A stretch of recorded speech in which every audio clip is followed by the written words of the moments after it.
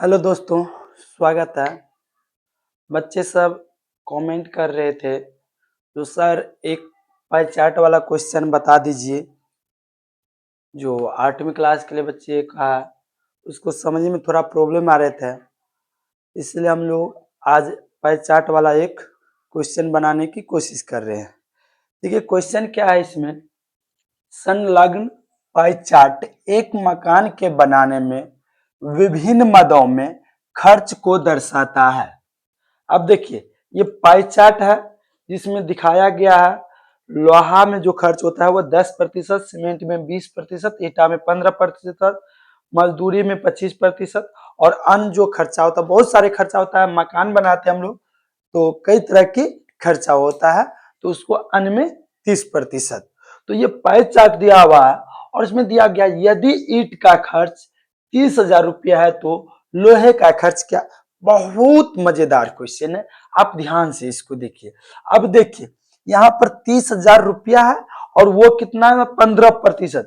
अब देखिए ईंट में 30,000 रुपया और प्रतिशत में कितना खर्चा होता है 15%। तो यहाँ पर हम लिखेंगे सिंपल में 15%। 15% निरूपित करता है कितना का दोस्तों 30,000 को,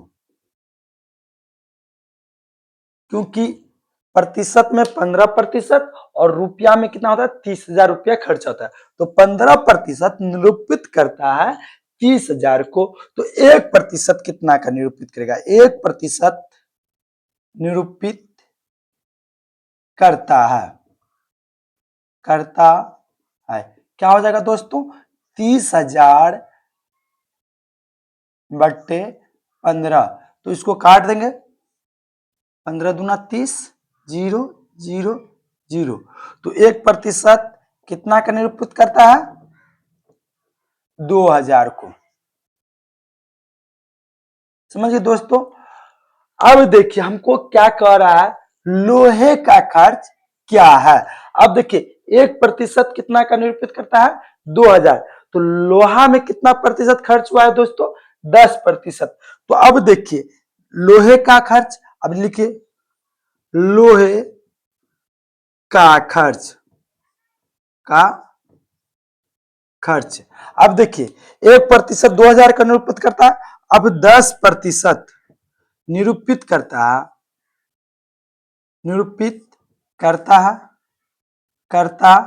है।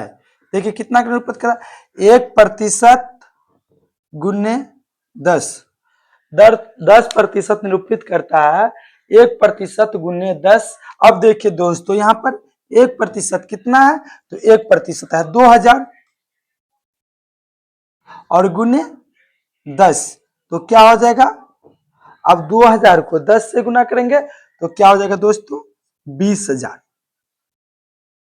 ठीक, तो लोहे में कितना खर्च हो गया 20,000। इसी तरह आपको सीमेंट का खर्च पूछेगा, चाहे मजदूरी खर्च पूछेगा, चाहे अन्य खर्च पूछेगा, इसी माध्यम से आप निकाल सकते हैं। हम लोगों के पास 1% का खर्च 2,000 है, अगर 20% का पूछेगा तो चाहे 15%, चाहे 25%, चाहे 10%, वहां से आराम से निकाल सकते हैं। बिल्कुल आसान क्वेश्चन था, बच्चे समझते नहीं या मान कर चलिए वो अच्छे से समझ नहीं पाते, जिसके कारण पाई चार्ट को बहुत ज्यादा भारी समझते हैं। लेकिन दोस्तों कुछ नहीं, आप इसको ध्यान से समझिए और प्रत्येक क्वेश्चन को बारी बारी से ध्यान से बनाने की कोशिश कीजिए, कोई भी क्वेश्चन में दिक्कत नहीं होगा।